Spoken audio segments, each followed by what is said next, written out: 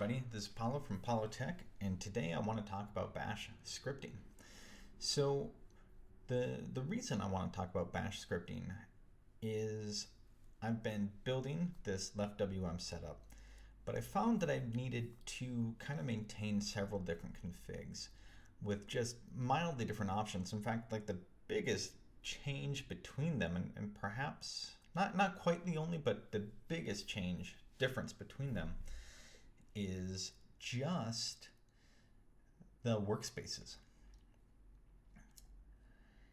And the reason for that, the reason that exists on my home computer here is I've got this 3840 by 1080 ultra wide Samsung gaming monitor, and I find myself having a few different configurations that end up working really well. For example, right now I'm recording this in OBS Studio. I have two workspaces, two essentially 1080p monitors next to each other, and one has OBS Studio on it where I am running that, and the other one has a screen here, which I'll just show you real quick, is like that, and we can see that there's a whole nother workspace which I can record and show you guys something on, which we're going to take a look at this script I've been making shortly. Another thing I might want to do is run this monitor in picture mode and give the left half, again, keep it for the desktop computer here. In the right half, I have a laptop sitting off here to the right, and sometimes I want to pull that on here. I can work on the laptop. I use Synergy. I can share my mouse and keyboard and just work right next to each other. The right half of the screen is the laptop, the left half is the desktop, and that works really well. So, and then my everyday layout is different again, where I don't typically run multiple workspaces. I like one workspace. I really like the center main fluid layout. When with the ultra wide, it's very nice. You get a nice big center main, and you can have something on either side of that, and that also, it's wide enough where those things on either side of that center thing look nice and work really well. Whether that's code in the center and a web browser off to the side, or if it's a web browser in the center and maybe a terminal up on the side, it doesn't matter. That looks really nice in that configuration. So today I wanted to take a look at that transition, because there's actually a few things that I like to do during that transition, and not just change the symlink for my active config. So if you know anything about LeftWM, let's take a look. Not just change my active config, but we can take here. Oh, I'm already in that directory. That was convenient. In fact, you can see I was doing some Git stuff there. Okay, let's clear that and let's do this. Okay, so we can see here that I have actually 3 different configs. And if we just open, and then I should do this, and then that config.ron, it just points to one of the 3. So the script I'm writing just changes that pointer, that symlink. But it also does a couple of things. We can see here that this has that main invert stack, and if I open up, let's say, oh, it says main invert, but it was center main fluid. Okay, if I open that up, we can see that that is main invert. If I open up another, we just get some windows popping up here. And that's kind of a typical, pretty standard window manager, tiling window manager layout. And that one looks pretty nice on a standard 1080 monitor. The center main, as we actually saw, does not look so great on this. So let's just go ahead and close these windows down, and okay, so let's take a look at that script. Vim scripts. Oh, and I have that center main still. There we go. And I guess right now we're in this. It might be better rather than that. Let's pull up code here. And and I'm in Workspace Beta, I guess, and that is where code loads to, number 2. Okay, so in code, we can see that I've already got this directory pulled up here, and we have this switch config thing going on here. So let's talk briefly about the layout of a script, as it were, a shell script. And it doesn't matter if you're doing this in Python or in Ruby, it's going to be pretty much the same general layout. You're going to have some static stuff defined at the top, and then these I define here so that they're defined, but these can get changed. We do accept options here, and then of course we have this whole show help text, which is nice. Then we parse any options that get passed in at the command line. And then what we do is we just have a bunch of functions defined. And this is pretty typical of any sort of script. You're going to have configuration at the top, you're going to have the functions below it, and then at the bottom, you're actually going to do whatever it is you're doing. And down here, and I threw it all into a main function. This is not in any way required. In fact, it's kind of an unnecessary step. I was thinking that maybe I can have some if logic where maybe the main function doesn't get called for some reason. I don't know if anything will ever happen, or if this is just an extra function load, an extra thing that we put on the call stack, right? Not that it really matters, it's pretty quick regardless. But that's a pretty typical script when you do it. Now, of course, you might have a much simpler script that doesn't require any of that, right? Like I have this get WM name, which just really is this command that I don't ever remember. So all this is doing is it's running this command xprop, and then it's grepping this WM class, and it's using awk to print the 4th column, right? And that 4th column is a WM class, which when you run that and you do that, that's how you set up, oh, that's the wrong thing. Let's take a look at this config. That's how you tell, hey, window class, this is the name of that window. And then I can tell it spawn on tag 9. I can tell it spawn floating. I can tell it, well, that's basically it. Spawn on a tag or spawn floating. Or both. And let's go back here. Okay, so you might have shell scripts that you have lying around that just do a very specific thing and they don't have any functions or anything, and that's totally fine too. For something a little bit more complex like this, we do want to have that sort of standard layout that I briefly mentioned. So that was config, functions, and then do whatever it is you're going to do, call all those functions that you created and get the task complete. Main, if it were C. If it were Python, if name underscore if underscore name underscore equal to underscore main, right? I don't know if you've ever done any programming and you've seen that before. We can actually take a quick look at that here. It just tells, for Python, it's important, this line. It just says if this file is run as a file, like if this file is loaded by another file, don't do anything. But if this is just run itself as a file, then execute all this stuff.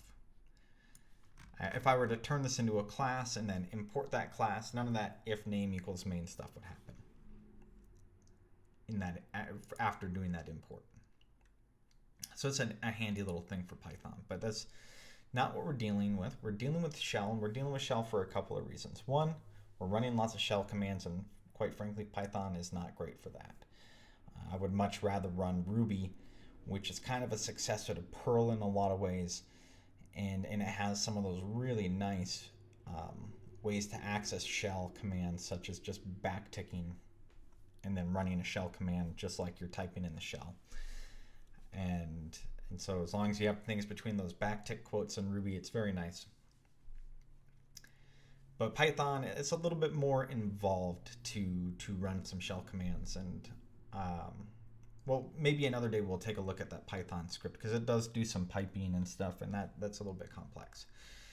So back to the reason for this. One, I think Bash is super important to learn, and I don't know much. So that's part of it. And then two, like I said, a lot of what I'm doing is just running shell commands. So there's really no reason. Python doesn't give me anything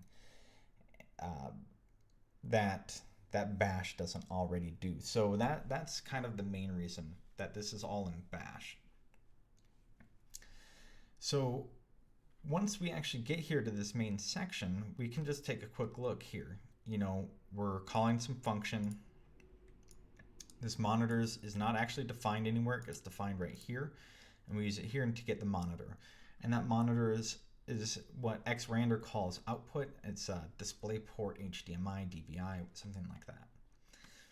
This print string is a function that I wrote. All it does is it looks to see if that verbose flag is turned on, and so any string passed in will only get printed if that verbose flag is on. So we can run the file and not really care about the output and just want to see the changes occur, or we can run it and we can get a printout of everything that's happening along the way, which is excellent for debugging. So kind of the way that ends up working, again, if you're not familiar with scripting, it's okay to run the file a million times and to print a whole bunch of stuff along the way. Later on, those print statements generally turn into some kind of debug log. And in this case, we're not creating a log file somewhere where we're going to go check the output. All we're doing is we're giving the option to throw a verbose flag in there to see that debug log occur in real time. And that's how that works. So we run this command here to get the current. So what this is doing is actually looking at that link file, that obs.ron file, and it runs ls-l, and we can see here that I called this, I have ls alias to exa, and this probably would work fine if I just left it as ls. One, we're running it in bash, and I don't think my fish aliases matter, so we probably don't need that. But even if we were, it probably would still work. It'd probably still be this $11. I'm not sure. We'd have to play with that. Okay, so if OBS, right. So I mentioned earlier that we do turn on some flags with user input. We take this string, we can take --help, --obs, --for. We should fix that. And it's definitely verbose, not verbose. And we also take the short -h-o-v. And then we can turn those flags on. If the -o flag is there, we turn OBS to true, which we set up here to be false. If the -v flag is on, we turn verbose to be true. And that's, I mentioned that print stir if verbose then do. So we'll get either if true or if false. And if will behave the way, if it's expected to behave in that situation. And then we'll get, so here's this get monitors. And so that takes that local variable, that monitors variable that we gave it. It's not defined anywhere below. We just created it when we called the function. It gets a local assignment to this local array. We modify array, both array and the local array and that monitors outside are pointing to the same object. So whatever we do to array inside this function, monitors outside this function is pointing to whatever is created, in this case, an array of monitors. Set screen. So this one gave me some trouble for a little while, but basically, again, we pass in a couple of things. We pass in the output, which according to xrandr is really the monitors, and we pass in the mode. And so if mode is not set, then instead of giving a dash dash mode to the xrandr command, what we do is we just give it the auto command. So we let xrandr use whatever the default mode is. So one of the things originally when I wrote this, I was just flipping between the half screen and the full screen. So I wrote this default switch function here, which simply just says which one are you on. If full screen is in the link, if the link is pointing to that full screen one, then we're going to switch to half string and we're going to run this set of commands. Otherwise, we're going to switch to full screen, and this works out well because it also will bring you back from OBS, right? Because if OBS is there, well then full screen isn't in it and it's going to switch back to full screen. So that works out pretty well. I haven't had any need to change this and actually add like a full screen or a half screen flag or maybe a flag that would allow you to specify a config file. And it would then link to that config file. So until I get more config files, hopefully I don't have to create any more, then this works just great. This reload function is really just running this one command and giving us a little print string here, and then we're back here in our main, which just by default runs. And I jumped up to set screen when we got here for this OBS part, I think. But basically, if OBS, we do some stuff. Otherwise, we run that default switch that I mentioned. We always call reload afterwards because we always want a soft reload. We always want a soft reload left WM because that's how our workspaces get set up.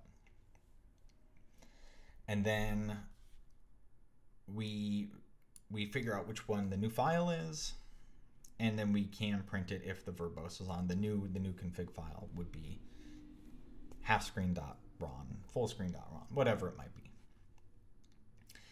Cool. Well, that's just kind of a quick tutorial on bash scripting, some ideas that go into it. We didn't do any actual scripting in